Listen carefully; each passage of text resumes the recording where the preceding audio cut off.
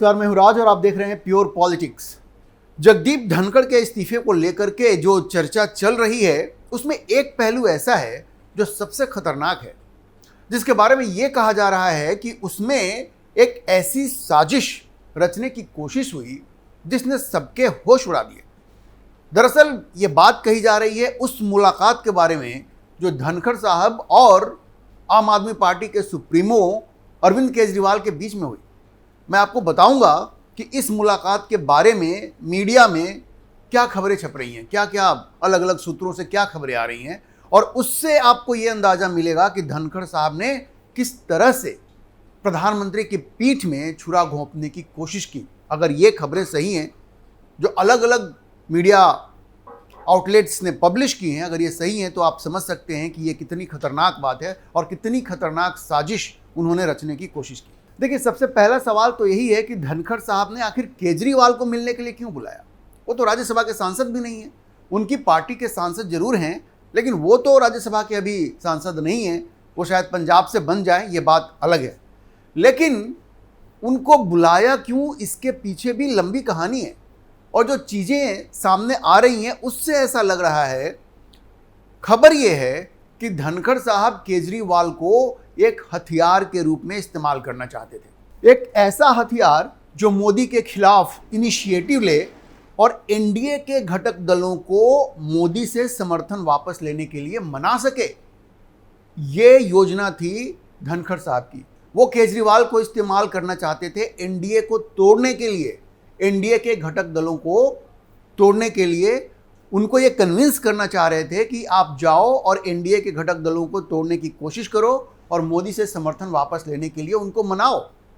उन्होंने यहां तक कहा कि आप जाके कोशिश करो, जो खबरें आ रही हैं वो ये बता रही हैं, उन्होंने कहा केजरीवाल से कि आप जाके कोशिश करो, मैं आपके साथ हूं, मैं भी उन लोगों से बात करूंगा। आप सोचिए कितनी खतरनाक बात है ये।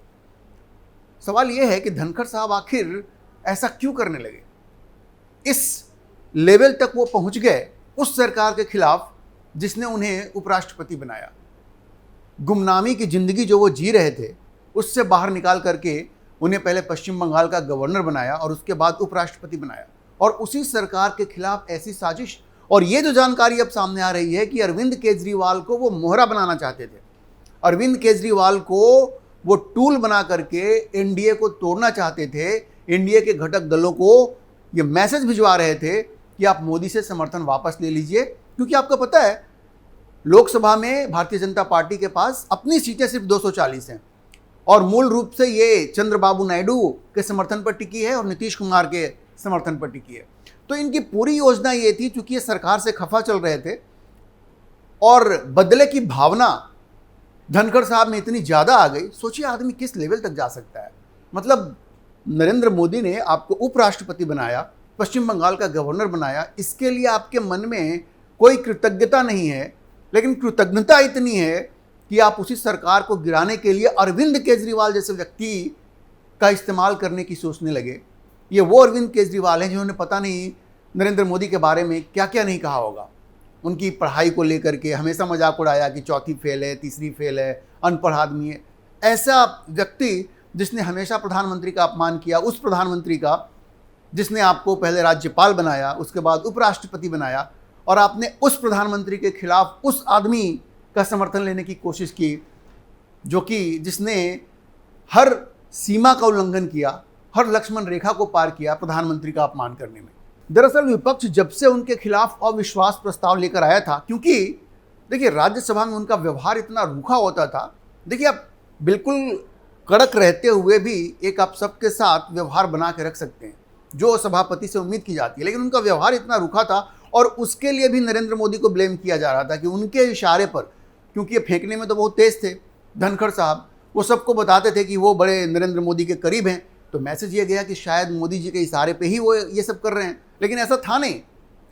और विपक्ष उनसे इतना ऊब गया कि उसने उनके खिलाफ ये अविश्वास प्रस्ताव सदन में वो लेकर के आए, हस्ताक्षर करके, जो भी मिनिमम रिक्वायरमेंट थी।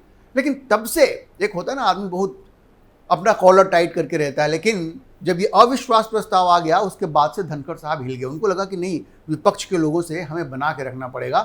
आपको पता है क्यों? क्योंकि, और ये बात आप ध्यान से सुनिए, धनखड़ साहब के बारे में यह कहा जा रहा है कि उनकी नज़र राष्ट्रपति की कुर्सी पे थी। उपराष्ट्रपति के बाद वो राष्ट्रपति बनना चाहते थे। कहते हैं कि वो एक बार मिले जो बाइडेन से और अपना परिचय दिया तो उन्होंने बताया कि मैं उपराष्ट्रपति हूँ। जो बाइडेन ने कहा कि मैं भी एक वक्त उपराष्ट्रपति था, तो उन्होंने कहा कि मैं आप ही को फॉलो करता हूँ। समझ रहे हैं आप बात? जो बाइडेन पहले उपराष्ट्रपति थे, उसके बाद तो वो राष्ट्रपति बने, तो इन्होंने भी कहा कि मैं आपको फॉलो कर रहा हूँ। कहने का मतलब था कि अभी मैं उपराष्ट्रपति हूँ, आगे चल करके मैं भी राष्ट्रपति बनूंगा। अब जरा सोच कर देखिए कि अगर वो राष्ट्रपति बन जाते तो फिर क्या होता। वो नरेंद्र मोदी के लिए कितनी मुश्किलें खड़ी कर सकते थे। अभी तो उपराष्ट्रपति थे और उन्होंने डिफाइंस दिखाया तो उन्हें तुरंत दरवाज़ा दिखा दिया गया, क्योंकि उनको हटाना आसान था। वो साधारण बहुमत की ज़रूरत थी संसद में। लेकिन अगर वो राष्ट्रपति बन जाते तो उनको हटाने के लिए 2/3 बहुमत की ज़रूरत पड़ती।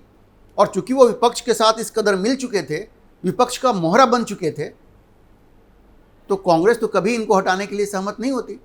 तो अगर वो राष्ट्रपति बन जाते, अगर इनका पोल नहीं खुलता, अगर इनकी सच्चाई सामने नहीं आती और अगर ये राष्ट्रपति बन जाते, तो सोचिए नरेंद्र मोदी सरकार के लिए कैसी मुश्किलें ये खड़ा कर सकते थे। तो ये तो अच्छा हुआ कि पहले पता चल गया। ये उपराष्ट्रपति थे, उसी वक्त इनका असली चेहरा लोगों के सामने आ गया और इनकी छुट्टी हो गई। वरना अगर ये राष्ट्रपति बन जाते तो पता नहीं क्या करते। खैर, वापस उस मुलाकात पर आते हैं। धनखड़ साहब की मुलाकात होती है केजरीवाल से। अब खबर यह है कि धनखड़ ने केजरीवाल को ये कहा कि वो चंद्रबाबू नायडू के पास जाएं और उनके पास जाकर उन्हें सरकार से समर्थन वापस लेने के लिए कहें। मैंने आपको बताया ये सरकार चंद्रबाबू नायडू और नीतीश कुमार के समर्थन पे चल रही है। उन्होंने कहा कि आप चंद्रबाबू नायडू के पास जाइए और कहिए कि आप समर्थन वापस लीजिए। उन्होंने ये भी कहा कि मैं भी उनसे बात करूंगा। उन्होंने कहा कि आप ये मत सोचिए कि आप अकेले हैं, मैं आपके साथ हूं। आप जाइए चंद्रबाबू नायडू से बात कीजिए और उनसे कहिए कि वो समर्थन वापस ले लें। सोचिए किस तरह की साजिश ये महाशय रच रहे थे। सोचिए कितनी खतरनाक साजिश रची जा रही थी। उन्होंने उस मोदी के खिलाफ साजिश रची जिन्होंने उन्हें गुमनामी से निकाल कर, जैसा मैंने कहा आपको, एक नया जीवन दिया, और उस केजरीवाल को मोहरा बनाने की कोशिश की जिसने मोदी के खिलाफ न जाने किस किस तरह की अभद्र भाषा का प्रयोग किया। क्या उपराष्ट्रपति ने यह सोचा था, क्या धनखड़ साहब ने यह सोचा था कि मोदी सरकार को यह बात पता नहीं चलेगी? मतलब जो व्यक्ति पूरा देश चला रहा है, वो आप किसकी मुलाकात में किसकी किससे क्या बात हो रही है, इतनी इंटेलिजेंस नहीं होती सरकार को? किस दुनिया में रहते हैं साहब, किस दुनिया में रहते हैं? और आप सीनियर लॉयर थे सुप्रीम कोर्ट के, राजस्थान में भी आप सीनियर लॉयर थे। अगर धनखड़ साहब ने यह सोचा कि वो इस तरह की साजिश रचेंगे और सरकार को और नरेंद्र मोदी को इस बात का पता नहीं चलेगा, तो इसका मतलब तो ये था कि उन्होंने नरेंद्र मोदी को समझा ही नहीं। उन्होंने नरेंद्र मोदी को समझा ही नहीं। और जिस केजरीवाल के साथ उन्होंने ये साजिश रचने की कोशिश की, वो ये बताता है, ये पूरा प्रकरण ये बताता है कि ये बहुत ही विंडिक्टिव आदमी है, बदले की भावना इनमें कूट कूट कर भरी है। और ये तो अच्छा हुआ कि ये राष्ट्रपति नहीं बने, वरना अगर ये राष्ट्रपति बन जाते तो ये और भी खतरनाक साबित होते। तो आप देखिए उनकी केजरीवाल से मुलाकात, इस तरह की साजिश रचना, सरकार को ये सब मालूम हो रहा था। और इसीलिए आप समझिए कि ये जो यशवंत वर्मा का जो केस हुआ राज्यसभा में, जो आपको लगता है कि जिसकी वजह से धनखड़ साहब को जाना पड़ा, वो एक ट्रिगर था, वो सिर्फ एक ट्रिगर था। ये एक दिन में नहीं हुआ था। उन्होंने क्या क्या नहीं किया, मतलब सारे प्रोटोकॉल को इश्यू बनाया। उनकी पत्नी विदेश जाती हैं तो उनको सही प्रोटोकॉल नहीं मिला, वो हर तरह की अपॉइंटमेंट्स करना चाहते थे। संसद टीवी का चीफ अपॉइंट करना चाहते थे, जबकि वो एसीसी करती है उसका अपॉइंटमेंट। वो भी उस वक्त करना चाहते थे जब नरेंद्र मोदी देश से बाहर थे। उनकी अनुपस्थिति में एक तरह से कू करना चाह रहे थे। एक तरह से वो तख्ता पलट जैसे होता है ना, कि प्रधानमंत्री देश में नहीं है और ये कह रहे थे कि हम अपॉइंटमेंट करेंगे। उस ऑफिसर को फ़ोन करके कहा गया, सीनियर मिनिस्टर्स ने कहा कि भैया आप ज्वाइन नहीं करेंगे, और दूसरे ऑफिसर्स ने उनको कहा कि उपराष्ट्रपति कुछ भी कह लें। आप सोचिए किस तरह, एक तरह से मैं कहूँ तो सनक उनके अंदर आ गई थी कि भाई हम जो कहेंगे वही होना चाहिए, क्योंकि मैं प्रोटोकॉल में प्रधानमंत्री से ऊपर हूँ। ये गजब की, मतलब, और वो कहते हैं कि वो कॉन्स्टिट्यूशनल एक्सपर्ट हैं। कैसे कि भाई आप कैसे कहते हो कि आप कॉन्स्टिट्यूशनल एक्सपर्ट हो?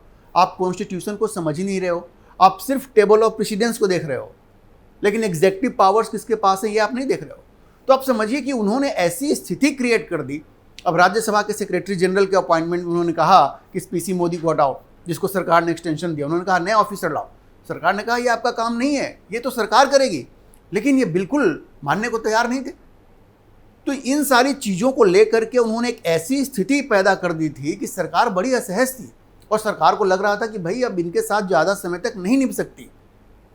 और इसीलिए मैं कहता हूं कि जो यशवंत वर्मा का जो प्रकरण हुआ राज्यसभा में, ये तो सिर्फ एक ट्रिगर था। सारी चीज़ें बिल्कुल स्पष्ट थी कि अब सरकार और उपराष्ट्रपति की नहीं बन सकती, अब साथ साथ ये नहीं चल सकते। तो आप ये समझिए कि उनकी तो विदाई हो गई, लेकिन अब जो ये चीज़ें निकल के सामने आ रही हैं कि अरविंद केजरीवाल से उनका मिलना और उनको एक मोहरा बनाने की कोशिश करना सरकार को गिराने के लिए, ये सीधी सीधी बात होगी ना, सरकार को गिराना चाह रहे थे, नरेंद्र मोदी का तख्ता पलट करना चाह रहे थे, यही करना चाह रहे थे ना।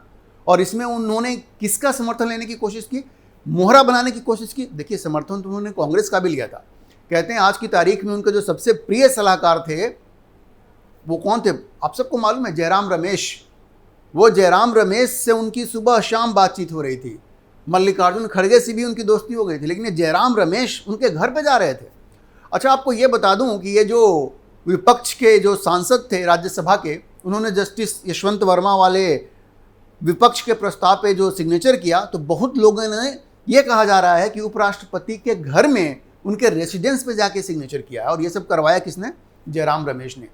वो जयराम रमेश के इशारे पर चल रहे थे और जयराम रमेश ने ही सुझाया होगा, क्या पता, किसी को नहीं मालूम, कि भाई आप अरविंद केजरीवाल को इन्वॉल्व कीजिए, क्योंकि ये खुराफाती दिमाग है अरविंद केजरीवाल के पास। वो ये सब मिशन अपने हाथ में ले सकते हैं और वो जा करके अगुवाई कर सकते हैं कि नरेंद्र मोदी सरकार को कैसे गिराया जाए। और वो जा करके अभी चंद्रबाबू नायडू से बात करेंगे, वहाँ बात हो जाएगी तो जाके नीतीश कुमार से भी बात करेंगे। तो इस पूरे प्रकरण में ये जो उनकी मुलाकात होती है, ये जो कनेक्शन है जगदीप धनखड़ का केजरीवाल कनेक्शन, ये अपने आप में दिखाता है कि कितनी तलखी आ गई थी धनखड़ साहब के मन में और किस तरह से वो विद्रोह करने पे उतारू हो गए थे और किस तरह से वो नरेंद्र मोदी का तख्ता पलटना चाह रहे थे। ये चीज़ें अभी सामने आ गई। मैं बार बार कह रहा हूँ, ये तो चलिए अभी सामने आ गई, उनकी विदाई हो गई। अगर ये राष्ट्रपति बन जाते तो फिर क्या होता? ये आदमी सोच कर ही कांप सकता है कि फिर क्या हो सकता था।